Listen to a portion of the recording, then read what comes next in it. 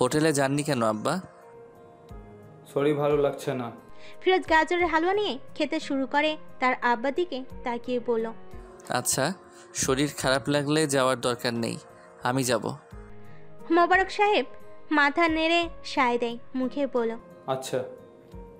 ফিরোজ চুপচাপ খাবার খেয়ে উঠে হোটেলে চলে যায়। ফিরোজের মন খারাপের চিত্র রোজিনা বেগম ছাড়া বাকি তিনজনই উপলব্ধি করতে পেরেছে। ভাই বেরিয়ে যাবার পরে ফারিয়া রাগী গলায় বলল, তুমি ভাইয়ার সাথে এমন করো কেন? ভাইয়া কষ্ট পায় বুঝো না? আর এসব বলবে না।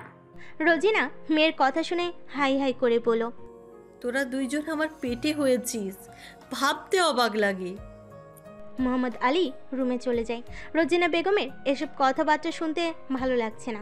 স্ত্রীকে বেশি কিছু বলতেও পারে না, আবার ছেলেকে কিছু বলেও ভালো লাগে না। ফিরোজ আজকে হোটেলে যেতে বাইক নেয়নি, হেঁটেই যাচ্ছে, অন্যমনস্ক হয়ে হাঁটছে। রোজকার এই খোঁচার কথা হট্টগোল তার একটু ভালো লাগে না, সারাক্ষণ অশান্তি লাগে। এই পৃথিবীতে তার একটু শান্তি লাগে না। কোথায় গেলে একটু শান্তি পাবে সে? গম্ভীর মুখে রাস্তা ধরে হেঁটে যায়। মানামের নারীটার উপর তার অনেক রাগ। দুনিয়ার আলো দেখিয়েছে ঠিক, কিন্তু সব সুখ কেড়ে নিয়েছে। ফিরোজের বয়স যখন 3, তখন ফিরোজের আম্মা রেবেকা বেগম পরকে আসক্ত হয়। সেই পুরুষের হাত ধরেই পরবর্তীতে চলে যায়। ফিরোজকে ভাসিয়ে যায় এক আকাশ দুঃখের মাঝে। ছোটবেলা থেকেই রোজিনা বেগমের অবহেলা, মার অপমান সহ্য করে এসেছে। একা রুমে বাচ্চাদের মতো ডুকরে কেঁদেছে। যত বড় হয়েছে ততই নারী জাতির উপর ঘৃণা জন্মেছে। তার ধারণা তার মায়ের কারণেই তার জীবনের এই ছন্দপতন। মাঝ রাস্তায় গিয়ে শ্যামাকে দেখে দাঁড়িয়ে রাব্বির সাথে কথা বলছে। কাঁধে ব্যাগ দেখে বুঝলো কলেজে যাচ্ছে, হয়তো ফারিয়ার জন্যই দাঁড়িয়েছে। রাব্বির সাথে শ্যামাকে দেখে আর মন খারাপের কালো মেঘ আরও ঘন হলো। না চাইতেই মুখ অবয় হলো আরও গম্ভীর। মেয়ে মানুষ মানেই খারাপ। এতদিন পাগলের মতো তার পিছনে ঘুরে এখন আবার রাব্বিকে পেয়ে তার সাথে শ্যামাদের পাশ দিয়ে যাওয়ার সময় ফিরোজ ওদের দিকে তাকালো না, অন্যদিকে তাকিয়ে চুপচাপ চলে গেল। না তাকালো ফিরোজের বুক পুলো শ্যামার পাশে আরেকজনকে ভালো লাগছে না। ভেতরটা জ্বলছে, বুকে ভীষণ জ্বলছে। তার মনটা কি চাই সেটা এখনো তার বোধগম্য হচ্ছে না। শ্যামা অবাক হয়ে ফিরোজের হেঁটে চলা দেখে, আজকে বাইক আনেনি। আর সবচেয়ে বড় কথা, একবারও তার দিকে তাকায়নি। রাব্বির সাথে দেখেও চেহারা ভাবলেশীন গম্ভীর। শ্যামার মন উতলা হয়ে ওঠে, বুকে চিনচিন করে ওঠে ব্যথারা। ফিরোজের মন খারাপ কেন জানতে মন আনচান করে। ফারিয়া আসলে শ্যামা উসখুস করে, কিভাবে জিজ্ঞেস করবে। তারপরে বহু ভেবে চিনতে পড়ল, ফিরোজ ভাইয়ের বাইকই নষ্ট নাকি? আজকে ফারিয়ারও মন খারাপ। ফিরোজ তার সৎ ভাই, এটা সে কখনো ভাবতে পারে না। তাকে কত ভালোবাসে ফিরোজ। মায়ের কথাই ফিরোজের গম্ভীর চেহারা দেখে তারও মন খারাপ হয়। না, বাইক বাড়িতেই। তাহলে হেঁটে গেল কেন? মনও খারাপ দেখলাম। এমনিতেই আম্মাই একটু বকাঝকা করেছে তাই। ফিরোজের আম্মা যে ফিরোজকে পছন্দ করে না, পাশাপাশি বাড়ি হয়ে সেটা শ্যামার জানা আছে। শুধু শ্যামা কেন, সবাই জানে। রোজিনা বেগম সবার সাথে যেমন ভালো ব্যবহার করেন, ফিরোজের সাথে তেমনি খারাপ ব্যবহার করেন। শ্যামার খারাপ লাগে, ফিরোজের কষ্টটা নিজের মনে হয়। ফারিয়া শ্যামার দিকে সন্দেহের চোখে তাকিয়ে বলল, আমার ভাইয়ের এত কিছু খেয়াল করিস? শ্যামা থমথমে মুখে বলল, সামনে দিয়ে গেল তাই জিজ্ঞেস করলাম। সবাই চুপচাপ কলেজে যায়। আসার সময় রাব্বি বলে তাদের দুজনকে খাওয়াবে, কারণ জানতে চাইলে বলে এমনি। শ্যামা দেখে ফিরোজ এখনো হোটেলে আছে। শ্যামা বলল, তাহলে বাগদাদ হোটেলে খাওয়া, বাগদাদের রান্না সেই হয়। রাব্বির ইচ্ছে ছিল রেস্টুরেন্টে খাবে, যেহেতু শ্যামাকে পছন্দ করে। সুতরাং শ্যামার কথাই ফাইনাল করা হয়। রাব্বি আর ফারিয়া ফিরোজের সাথে টুকটাক কথা বলে খালি টেবিলের দিকে এগিয়ে যায়। শ্যামা যায় না, চুপচাপ ফিরোজকে দেখছে। ফিরোজ মাথা তুলে তাকালে শ্যামা বলল, মন খারাপ? ফিরোজ এক দৃষ্টিতে শ্যামার দিকে তাকিয়ে আছে। এই মেয়েটার দিকে তাকালে ভালো লাগে। হঠাৎ করেই মনে হলো শ্যামাকে দেখলে তার শান্তি লাগে, বুক চিরবিড়িয়ে ভালো লাগার সুভাষ বয়। কিন্তু শ্যামা বোধহয় রাব্বিকে পছন্দ করে, তা না হলে সারাদিন ছেলেটার সাথে ঘুরবে কেন? না চাইতেও মুখের ভাব গম্ভীর হয়ে যায়। দাঁতে দাঁত চেপে বলল, না, আমার মনে হচ্ছে। তোমার তো কত কিছুই মনে হয়। শ্যামা টেবিলের কাছে এসে বলল, এমন করে কথা বলেন কেন? আমি এমনই, তাই এমন করে কথা বলি। বর্ষা মুখটা রাগে লাল হয়ে আছে। শ্যামা এই অহেতুক রাগে কারণ খুঁজে পেল না। আবার এই হোটেলে এতক্ষণ দাঁড়িয়ে কথা বলো দৃষ্টিকটু। সে আস্তে করে বলো, বিকেলে দিঘির পাড়ে আসবেন, আমি অপেক্ষা করব। ফিরোজ তেরা গলায় বলো। তুমি বললেই আসতে হবে? শ্যামা মিষ্টি করে হেসে বলল। হ্যাঁ। ফিরোজ কিছুক্ষণ ভেবে বলল। আচ্ছা। শ্যামা হেঁটে ফারিয়াদের কাছে চলে যায়। খাবার খাওয়ার পুরোটা সময় ফিরোজ শ্যামার দিকে তীক্ষ্ণ চোখে তাকিয়ে থাকে। রাব্বি এতবার তাকাচ্ছে কেন? যথারীতি বিকেলে শ্যামা দিঘির পাড়ে যায়। আজকে লাল টুকটুকে জামা পরেছে। দূর দূর বুকে ফিরোজের জন্য অপেক্ষা করছে, কিন্তু ফিরোজ আসে না। মাগরিবের আজান পড়লে শ্যামার চোখ বেয়ে পানি পড়ে। অভিমানে মন কেঁদে ওঠে। কালকে সে আসেনি, তাই উনিও আজকে আসেনি, বদলা নিল। শ্যামা বাড়ি ফিরে আসে। মোবাইল হাতে নিয়ে দেখে ফারিয়ার অনেকগুলো ফোন। দুপুরে দেখা হলো। এখন এতগুলো ফোনের দরকার কি? এসব ভাবতে ভাবতেই ফারিয়া নিজে এসে উপস্থিত। শ্যামার হাত ধরে খিলখিল করে হেসে বলল, আমি আজকে খুব খুশি। বান্ধবীর হাসিমুখ দেখে শ্যামারও মন ভালো হয়ে যায়। এত খুশির কারণ কি? ফারিয়া হেসে হেসে বলল, ফিরোজ ভাইয়ের বিয়ে ঠিক হয়েছে। যেমন ফারিয়ার মুখের হাসি দেখে তার মন ভালো হয়ে গেছিল, তেমনি ফারিয়ার মুখের কথা শুনে শ্যামার উপর বিনা মেঘে বজ্রপাত হলো। সে থমকে গেল, তার পুরো পৃথিবী থমকে গেল। কখন, কার সাথে? আজকেই মুনিয়া আপুর সাথে। আমার যে কি খুশি লাগতেছে। তোর অগ্রিম দাওয়াত রইল। আমি এখন যাই, সন্ধ্যা হয়ে গেছে, আম্মু বকবে। ফারিয়া যেমন তুফানের মতো এসেছিল, তেমন তুফানের মতোই চলে গেল। মাঝখান দিয়ে শ্যামাকে লণ্ডভণ্ড করে দিয়ে গেল। শ্যামা চুপচাপ দরজা বন্ধ করে মুখে হাত চেপে কেঁদে দেয়। সে তো মুখে প্রকাশ করেছিলই যে ভালোবাসি, তারপর ফিরোজ কিভাবে রাজি হলো। শ্যামা পাগলের মতো কাঁদে। ফোন হাতে নিয়ে ফিরোজকে ফোন দেয়, কিন্তু ফোন বন্ধ জানায়। শ্যামার ভঙ্গুর মন ভাবে ফিরোজ তাকে ব্লক করে দিয়েছে। হাত দিয়ে বিছানার চাদর আঁকড়ে ধরে বলল, তোমাকে ছাড়া আমি মরে যাব, 1 সেকেন্ডও বাঁচতে পারবো না ফিরোজ। শ্যামা পাগলের মতো কাঁদে, নিজের সর্বশক্তি দিয়ে হাত কামড়ে ধরে। ফিরোজ তো তার অনুভূতির কথা জানতো, তাহলে কিভাবে এত সহজে রাজি হয়ে গেল? আবার ভাবলো, কোথায় ফিরোজদের ফ্যামিলি আর কোথায় শ্যামাদের ফ্যামিলি? কত বড়লোক ওনারা, আর শ্যামারা মধ্যবিত্ত পরিবার। মুনিয়াদের ফ্যামিলি বেশ অবস্থা সম্পূর্ণ, ফিরোজদের সাথে টক্কর দিয়ে চলার ক্ষমতা আছে। এই ধনী গরিবের ব্যবধানের কারণেই কি ফিরোজ শ্যামাকে আপন করে নিল না? শ্যামা এত কিছু মানতে চাইছে না। ভালোবাসাই পাগল মনে এসব সংজ্ঞা চলে না। রিপনের স্ত্রী শান্তা দরজা ধাক্কিয়ে ডাকে। শ্যামা জলদি ওড়না দিয়ে চোখ মুছে নিজেকে স্বাভাবিক করতে চায়। দরজা খুলে বলল, কি ভাবি?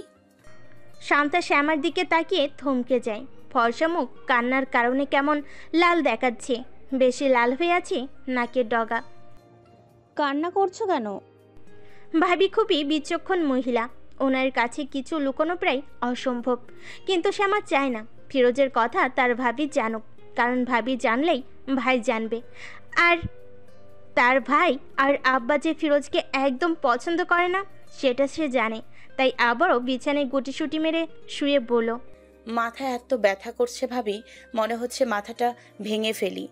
শান্তা ননদের মাথা ব্যথা সম্পর্ক জ্ঞাত, তাই আর সন্দেহ না করে বলল, টাইগার বাম দিয়ে দেব? শ্যামা না করলো। নাপা খেয়েছি, একটু শুয়ে থাকি তাহলেই কমে যাবে। শান্তা দরজার কাছে গিয়ে বলল, ফুলকপির পকোড়া বানিয়েছি, রুমে দিয়ে যাব? শ্যামার কথা বলতে কষ্ট হচ্ছে, তার মনে হচ্ছে যে কোনো মুহূর্তে কেঁদে দেবে। ফুলকপির পাকোড়া, এদিকে তার কলিজা পাকোড়ার মতন ভাজি হয়ে যাচ্ছে। অতি কষ্ট করে বলল, না, রেখে দাও, ব্যথা সারলে খাবো। শান্তা আর কিছু না বলে দরজা টেনে বন্ধ করে চলে যায়। ভাবি চলে গেলে শ্যামা উঠে দরজা আটকে দেয়। এই কান্নার বহর কাউকে দেখানোর না, কাউকে বোঝানোর না, কাউকে বলে মন হালকা করার মতো না। এই কষ্ট গোপনীয়, একান্ত নিজের। শ্যামার মনে হচ্ছে ফিরোজ যদি বিয়ে করে ফেলে তাহলে শ্যামা মরে যাবে। অবুঝ পরিপক্ক মন ফিরোজ ছাড়া আর কিছু চায় না। তার মনে হয় ফিরোজের সঙ্গ পেলে আর কিছু চায় না। মোবাইল হাতে নিয়ে ফিরোজকে আবারও ফোন দেয়, কিন্তু বরাবরের মতো এবারও একটা মেয়ে বন্ধ বলে ঘোষণা করে। এই সার্ভিসের মেয়েটার কণ্ঠ সবসময় মিষ্টি মনে হলো আজ এত বিচ্ছিরি লাগছে। শ্যামা মেসেঞ্জারে গিয়ে ফিরোজকে অগণিত মেসেজ পাঠায়। বুকটা এত কাঁপছে, চোখের পানি যেন কোনো বাধা মানছে না। ছেলের বউয়ের কাছে শ্যামার মাথা ব্যথার কথা জানতে পেরে উনি আসে। কাঠের দরজায় আঘাত করে মেয়েকে ডাকে। শ্যামা বিরক্ত হয়, উঠে দরজা খুলে আবারও বিছানায় শুয়ে পড়ে। ফাতেমা বেগম ভুল কুচকে মেয়েকে পর্যবেক্ষণ করে বলল, কিরে, বেশি খারাপ লাগছে নাকি? শ্যামা মাথা নেড়ে সম্মতি দেয়। ফাতেমা বেগম তাড়া দিয়ে বলল, কলপাড়ে আয়, মাথায় পানি দিয়ে দেই। মাথায় তেল পানি দেস না বলেই এমন ব্যথা হয়। আয় আয়, উঠ। শ্যামা আস্তে করে বলল। মাথায় পানি দিয়েছি আম্মা। ফাতেমা বেগম তেল এনে শ্যামাকে দিয়ে দেয়। শ্যামা শান্ত হয়ে শুয়ে থাকে। একসময় ফাতেমা বেগম চলে গেলে শ্যামা মোবাইল হাতে নিয়ে গ্যালারি খুলে ফিরোজের অসংখ্য ছবি। একটা ছবি জুম করে সবচেয়ে পছন্দের জিনিসটা দেখলো, ফিরোজের থুতনিতে একটা গর্ত। সবসময় থুতনিতে এই টোলটা থাকে, হাসলে আরও সুন্দর লাগে। ফিরোজ এমনিতেই সুন্দর, এই টোলের কারণে আরও সুন্দর লাগে। শ্যামা মুগ্ধ হয়ে তাকিয়ে থাকে। এই থুতনির গর্তটা ছুঁয়ে দেখার খুব লোভ ছিল। আদর করার ইচ্ছেগুলো অপূর্ণই থেকে যাবে। এত তো ইচ্ছা, স্বপ্ন সব এক মুহূর্তেই শেষ হয়ে যাবে। শ্যামা ফুপিয়ে ওঠে, টুপটাপ চুমো খায় মোবাইলে। কান্না গলায় ফিসফিস করে বলল, তুমি আমার, শুধু আমার। মা না থাকলে পৃথিবীতে কারোর কাছে নিজের অনুভূতি, কষ্ট, ইচ্ছা ঠিকঠাক প্রকাশ করা যায় না। ফিরোজ স্তব্ধ হয়ে সোফায় বসে আছে, মুখের ভাব গম্ভীর। সে আজকে সারাদিন হোটেলে ছিল। বাড়ির কোনো কথা কিংবা আলোচনা সে জানে না। সন্ধ্যার আগে বাসায় এসে শুনল তার বিয়ে ঠিক। মাথায় আকাশ ভেঙে পড়লেও বোধহয় সে এতটা আঘাত পেত না যতটা এই সংবাদ শুনে পেয়েছে। তার বিয়ে ঠিক, অথচ সে জানে না তার মতামতের দাম নেই নাকি। মেয়েদের প্রতি বিতৃষ্ণার কথা মোহাম্মদ আলী জানেন, তারপরও কিভাবে উনি এই কাজ করলো। এতদিন ফিরোজ তার আব্বাকে যথেষ্ট সম্মান করে এসেছে। সে জেনে এসেছে সবাই তাকে না বুঝলেও তার আব্বা তাকে বুঝবে। কিন্তু উনি এটা কি করলো? মোহাম্মদ আলী বাহিরে গেছে। ফারিয়া ছুটে এসে জানালো সে আমাকে দাওয়াত দিয়ে এসেছে। সে আমার নাম কানে যেতেই ফিরোজের কপালের পাশে নীল রগ টান টান হয়ে ফুলে ওঠে। আর কেউ না জানলেও সে তো জানে তার জন্য শ্যামা কতটা পাগল। এই খবর শুনে না জানি কি করেছে। ফিরোজের বুকে যন্ত্রণা হলো, ইচ্ছে করলো সব ভেঙে গুড়িয়ে দিতে। রোজিনা বেগম সামনে ঘুরঘুর করছে। ফিরোজ ওনার দিকে তাকালে উনি বলল, তোমার আব্বা যা করেছে ভেবেচিন্তেই করেছে। ফিরোজের আগে গা জ্বলে যাচ্ছে, তীক্ষ্ণ চোখে তাকিয়ে বলল, আমার মতামত ছাড়াই সিদ্ধান্ত আব্বা নিতে পারে না। উনি তোমাকে জন্ম দিয়েছে, সব সিদ্ধান্ত নেওয়ার অধিকার আছে। বেশি পাকামি করবে না। আমি পাকনামি করি? ফিরোজ সামনের সেন্টার টেবিল লাথি দিয়ে ফেলে দেয়।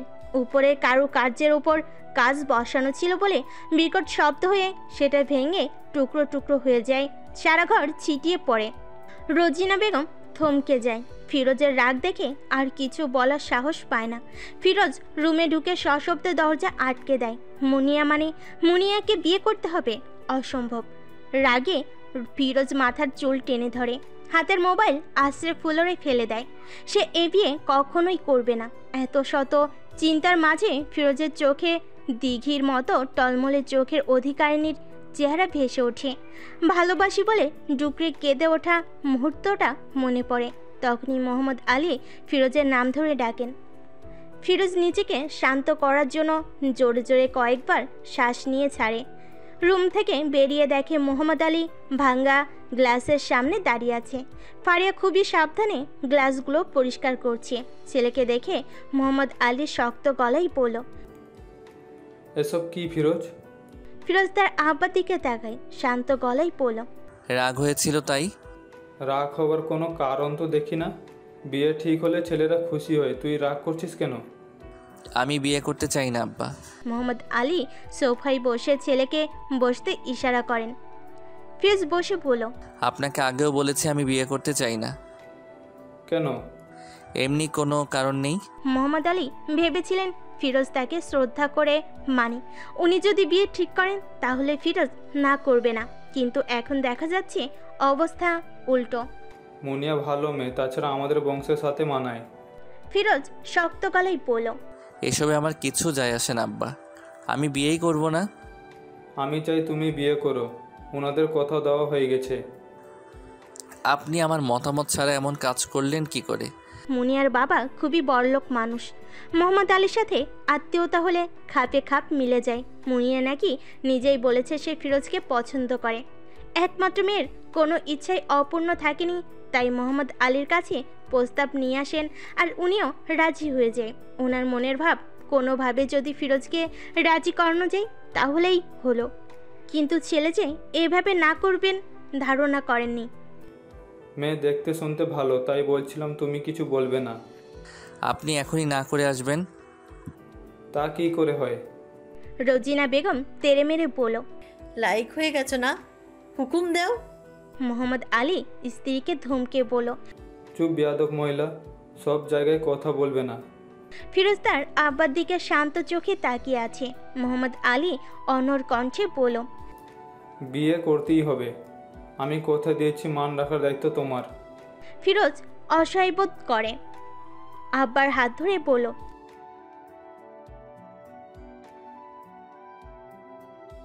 ছেলের এমন কাতর আবদার মোহাম্মদ আলী ফেলতে পারে না। ছেলের কথাগুলো বুঝে মাথা নাড়ে, কিছুক্ষণ কথাগুলো নিয়ে ভাবে, তারপর গম্ভীর গলায় বলল। যখনই বিয়ে করবে আমাকে জানাবে, আমি বিয়ে ঠিক করব।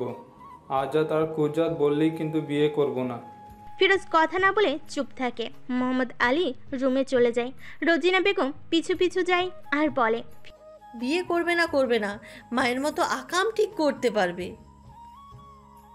এইসব মানুষদের চিন্তা আছে? ফিরোজ নিজের হাত মুষ্টিবদ্ধ করে বসে থাকে। কিছু সময় কথা হজম করতে হয়। তার আব্বাকে বলে যেহেতু বিয়ে ভাঙতে পেরেছে, সুতরাং এখন আর রাগ কিংবা তর্ক করার দরকার নেই, হিতে বিপরীত হতে পারে। চুপচাপ উঠে রুমে চলে যায়। এসব কথা বলতে বলতে কখন যে ঘড়ির কাঁটা রাত 11টায় গিয়ে দাঁড়িয়েছে বুঝতেই পারেনি। ফুলোর থেকে মোবাইল উঠিয়ে অন করার কিছুক্ষণ পরে শ্যামার একের পর এক মেসেজ টুংটাং শব্দ করে আসে। ফিরোজ মেসেজগুলো পড়ে হাত পা ঠান্ডা হয়ে যায়। রুমের নিজেকে আটকে রাখা কষ্টকর হয়ে যায়। দরজা চাপিয়ে আবারও বেরিয়ে পড়ে। এমন মেসেজ দেখার পরে আর নিজেকে আটকে রাখা যায় না। কোনো মায়া বলে সে শ্যামাদের বাড়ির দিকে হাঁটে, যেখানে প্রতীক্ষারত এক কোমল কিশোরী তার প্রতীক্ষায় বসে আছে। শ্যামার কিছু মেসেজ ছিল এমন। ফিরোজ ভাই, আপনি ফোন ধরেন প্লিজ। ফারিয়া যা বললো তা কি সত্যি? আমি মানি না, আমি মরে যাব তো। আপনি আমাকে মেরে ফেলবেন না প্লিজ। আপনার বিয়ে হলে আমার লাশ দাফন হবে। একবার আমার কাছে আসুন না। এই আমাকে দেখুন কিভাবে বিয়ে করবেন আমাকে কাঁদিয়ে। আমি মরে যাব ফিরোজ। ইচ্ছে করছে হাতের রগ কেটে ফেলি কিংবা অন্য কিছু। আপনি আমার, শুধু আমার। ফিরোজ চুপচাপ শ্যামাদের বাড়িতে যায়। এতটাও রিস্ক নিত না যদি শ্যামা ফোন ধরতো। মেয়েটা ফোন ধরছে না। সে আলতো করে শ্যামার রুমের টিনে হালকা করে শব্দ করলো। সাথে সাথেই ঝপাত করে জানালা খুলে গেল। ফিরোজকে দেখে শ্যামা ডুকরে কেঁদে ওঠে, ধরা গলায় বলল। ফিরোজ ভাই। ফিরোজ আস্তে করে বলল। বাইরে আসতে পারবে? শ্যামা জানালা বন্ধ করার আগে জলদি বলল। আসছি। ফিরোজ পিছিয়ে যায়। শ্যামা আসলে গভীর চোখে মেয়েটার দিকে তাকিয়ে থাকে। উস্কু খুস্কু চুল, লাল নাক, মুখ কান্নার কারণে ফুলে ওঠা চোখ। ফিরোজের নজর এড়ে না। সামনে হাঁটতে হাঁটতে বলল। সামনে আসো, এখানে কথা বললে কেউ শুনে ফেলবে। দুজনে হেঁটে কিছুটা সামনে যায়। ফিরোজের বিয়ে ঠিক হয়ে গেছে ভাবতে হঠাৎ সে কেঁদে ওঠে। ফিরোজ শ্যামার দিকে শান্ত চোখে তাকিয়ে আছে। শ্যামার ইচ্ছে করছে সামনে দাঁড়ানো পুরুষটাকে দুই হাতে শক্ত করে জড়িয়ে ধরতে, কিন্তু সেদিনের থাপ্পড়ের কথা ভেবে আর সাহস হলো না।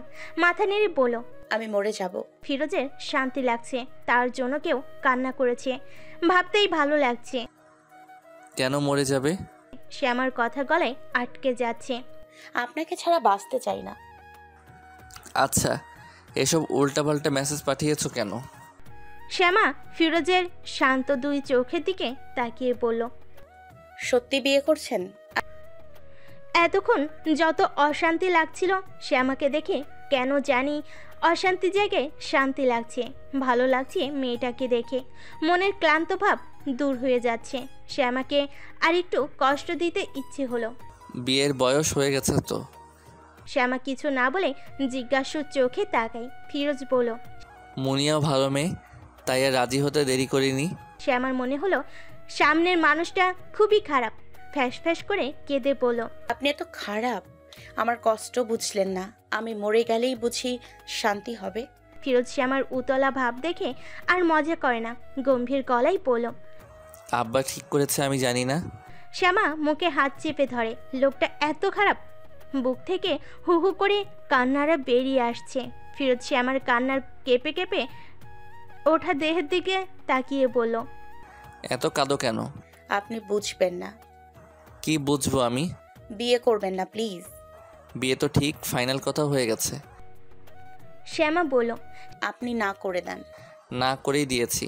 শ্যামা চমকে বলল, সত্যি? হ্যাঁ, আমি বিয়ে করব না। শ্যামা এতক্ষণ কান্না করছিল, এখন ফিক করে হেসে বলল, আলহামদুলিল্লাহ। ফিরোজ শ্যামার দিকে তাকিয়ে থাকে। দুজনে নীরবে কথা বলে। দক্ষিণা বাতাস গা ছুঁয়ে যায়, সাথে নিয়ে যায় কান্না দুশ্চিন্তার ভার।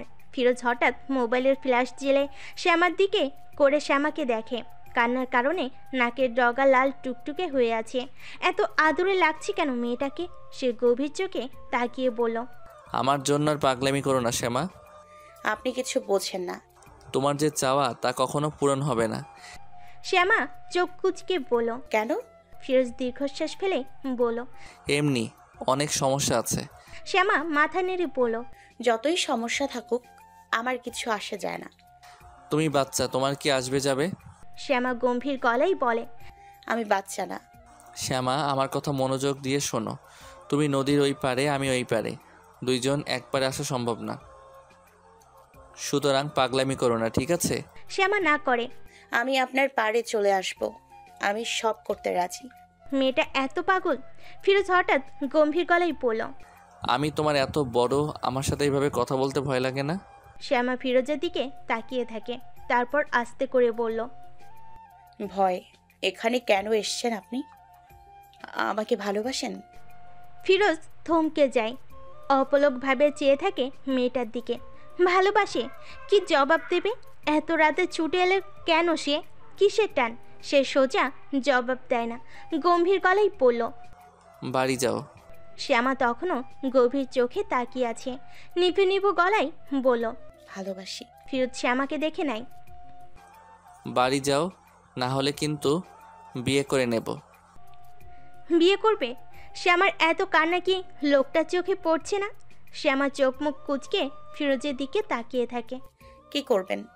ফিরোজ আবছা অন্ধকারে শ্যামার দিকে তাকিয়ে থাকে। মেয়েটার দিকে তাকালেও শান্তি লাগছে। কোনো অদৃশ্য মায়া বলে অন্তর ঠান্ডা হয়ে যাচ্ছে। এই নির্জন রাতের আধারে প্রাপ্তবয়স্ক যুবক যুবতী একা এমন কথা বলতে যদি কেউ দেখে ফেলে, তাহলে কুকথা রটাতে বেশি দেরি হবে না।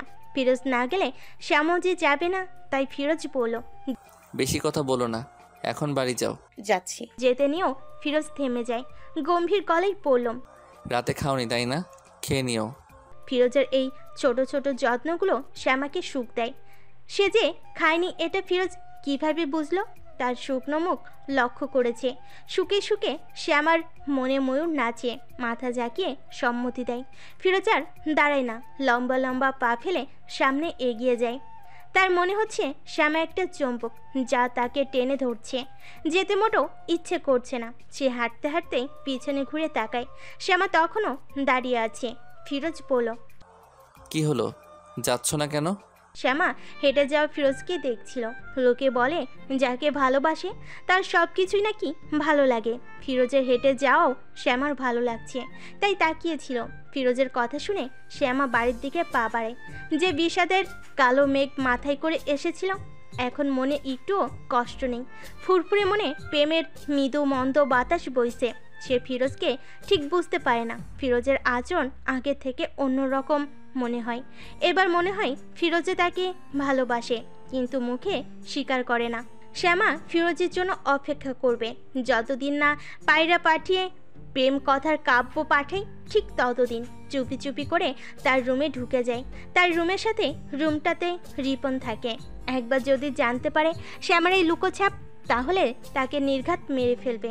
যদিও মোহাম্মদ আলীর পরিবারের সাথে সে আমাদের পরিবারের সম্পর্ক ভালো, কিন্তু সব সমস্যা ফিরোজকে নিয়ে। রিপন আর ফিরোজ সমবয়সী হওয়া সত্ত্বেও দুজনের মধ্যে এক ফোঁটাও মেলবন্ধন নেই। শ্যামা বিছানায় মাথা রাখে, ঠোঁটের কোণে মিষ্টি হাসি রেশ ছোটাছুটি করছে। মনে মনে ভাবে, আল্লাহ, কি ভয়টাই না পেয়েছিলাম, এখন শান্তি লাগছে।